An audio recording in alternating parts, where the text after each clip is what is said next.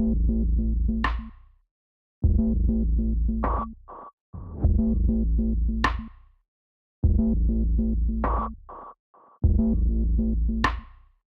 Halloween special for Laser News, we will be investigating the absence of room 214, right in our very own laser home. If you go to school here, you know that the rooms go 212, 213, and then 215. So where is 214? So have you heard about this at all? No, not really. But you go to school here though. Well, yeah, but I don't go around looking if all the rooms have the right numbers. Who has the time? Don't you have to look at your schedule, biology, classes? Good point. I just don't think there's anything interesting about this room 214, like it's Windsor. Nothing interesting happens here. Well, you're about to be proved wrong. Let's get into it though. On a night of September 2nd of this year, grade 11 student Charlize Alcaraz received an email from English teacher Miss Flynn. This email outlines their meeting for Wednesday on September 6th during lunch in room 210 to talk about laser news. Charlize had misread the email and thought they were supposed to meet at room 214. And went around the second floor hallway to look for it. How dumb can you be to misread 214 and 210? Charlize wears glasses? Just put the phone close to your face. Shut up. Once Charlize found Miss Flynn and cleared their mix-up, Miss Flynn explained that we haven't had a 214 at the building for years. There are 3 possible theories as to what happened in that room and why the school decided to completely get rid of its existence. Theory number 1. On the night of November 17, 1999, 5 students were found dead during their school detention in an unspecified room. Doctors have proclaimed it as carbon monoxide poisoning, as traces of the lethal gas have been found in their autopsies. However, suspicions arose after the teacher that was supposed to supervise them has been found alive. Jeez. What? It just said that the teacher left. I was about to go there until you cut me off. The teacher, Miss Hughes, has left the classroom at 3:15, just 15 minutes before detention started. She claims that she had gone to another teacher, Mr. Hand, to borrow his whiteboard markers, but according to Mr. Hand, Miss Hughes had not gone to him that day. As Mr. Hand said, quote, "Mrs. Hughes never came to me for whiteboard markers. She never came to my room for anything that day," end quote. Isn't he like the guy from the Karate Kid, Jackie Chan? Karate Kid? Yeah. Let's go back. Miss Hughes had multiple stories about why she had left the classroom. Investigators initially ruled her as a suspect of second-degree murder, as they thought she knew about the existence of carbon monoxide in the room because of a detected leak that happened just 13 days before.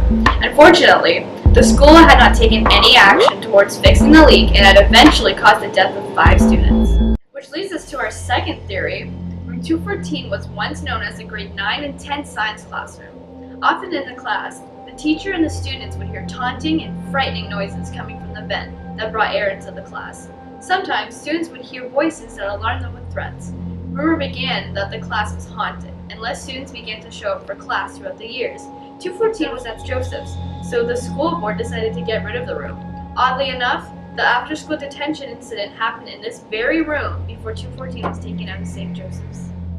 To be fair, I wouldn't want to go to class if I heard voices either. Well, students were still getting yelled at for skipping class, even though they knew it was haunted. Since when was the classroom haunted? That leads me to my third theory. Theory number 3. On February 14, 1999, there had been a reported incident due to a suspected invitation of a spirit in room 214 with the use of a Ouija board. A religion class had discovered several topics on spirits and ghostly figures.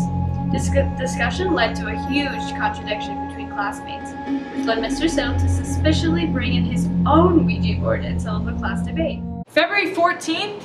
Room 214? Room 214? Yeah, he obviously had something to do with this.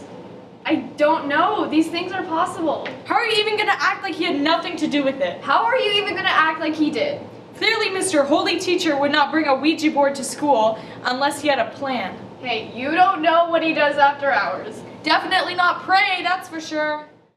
No one knows who or what they communicated with, but the remaining scene consisted of dead students in all corners of the room, the teacher also placed in the center of the room with the Ouija board on the ceiling right above him. This room had to be closed off and never accessed again, as it can still hold unwelcome spirits to this day. The death of room 214 had taken place on the date February 14, 1999, which makes this theory seem discreetly planned.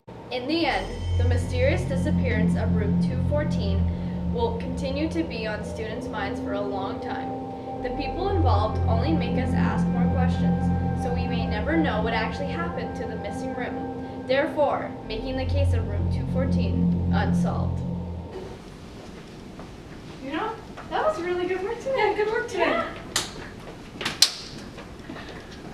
Oh wait, what's that? Are you kidding me? Oh.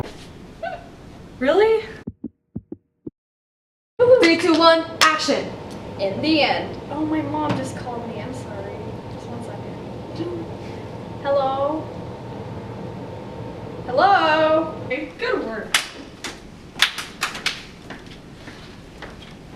Mia! I'm at school. I Mommy, love I'm her. filming right now. That's why. In the end, the mysterious disappearance of room 214 will continue to be on students' minds. Room 214.